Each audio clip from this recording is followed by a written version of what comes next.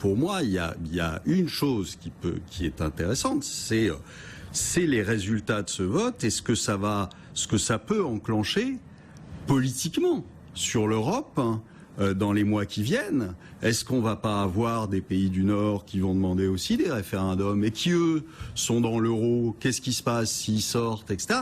Là, on a des vraies questions à se poser. On a aussi des vraies questions à se poser sur, mais ça fait longtemps que je vous le dis, sur la conjoncture américaine. Et ça me paraît autrement plus intéressant et autrement plus lourd que le Brexit, où on nous avait annoncé, je sais que tous les nouveau-nés allaient mourir dès le lendemain et que la peste allait se répandre sur Londres.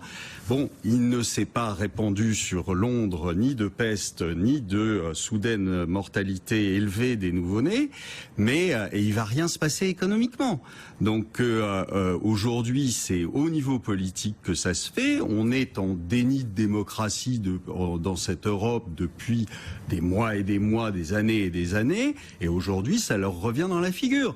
Fallait s'y attendre, ça fait un moment que on se fout de la gueule du monde, donc les choses, en effet, ressortent et... vous auriez été britannique, vous auriez voté le Brexit, Olivier. Pardon ? Vous auriez été britannique, vous auriez voté le Brexit, a priori. Ah, ben bien sûr. Ouais.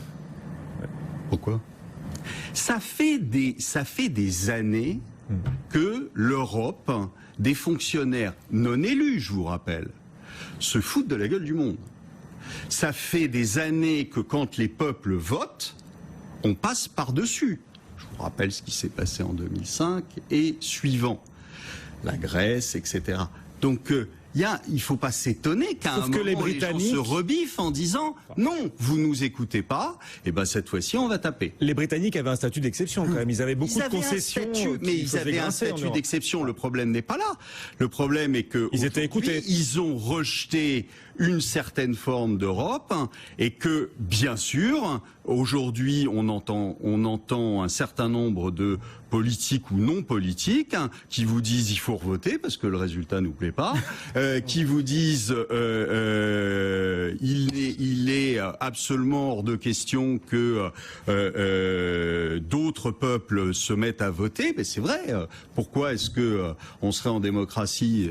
Ils ont que le mot République à la bouche, mais ils oublient un tout petit peu les choses. Enfin, c'est quand même assez effarant qu'on arrive à se satisfaire en plus de ça, c'est-à-dire de dire bah oui c'est normal finalement que les politiques, nous pauvres cons qui ne comprenons rien, que les politiques puissent continuer à faire leurs petites affaires comme si de rien. Il y a une élection dans un an en France, Olivier. Il y a des élections. Et ben les gens voteront pour ce qui les arrange. Mais ils voteront pour ce qui les arrange, pas au niveau européen. Je suis désolé. Pour l'instant, il y a un parti anti-européen qui s'appelle FN. Ils voteront peut-être FN. On est passé outre. Que je sache, non? Oui, mais les Français auront le choix. Donc, il y a un parti qui va proposer un référendum. Qui feront ce qu'il faut. Mais, mais pour l'instant, je ne vois pas les choses changer finalement dans les mentalités. Quand on entend, c'est le patron de Goldman Sachs Europe qui vous dit que il n'est pas question que on suive l'avis du peuple. Enfin, ils se prennent pour qui? Ils se prennent pour qui? Et on va donc continuer comme ça.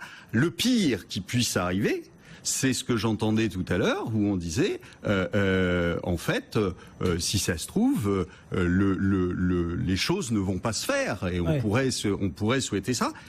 Si les choses ne se font pas, on va avoir quoi la prochaine fois? Des gens qui prennent les armes? C'est ça qu'on cherche?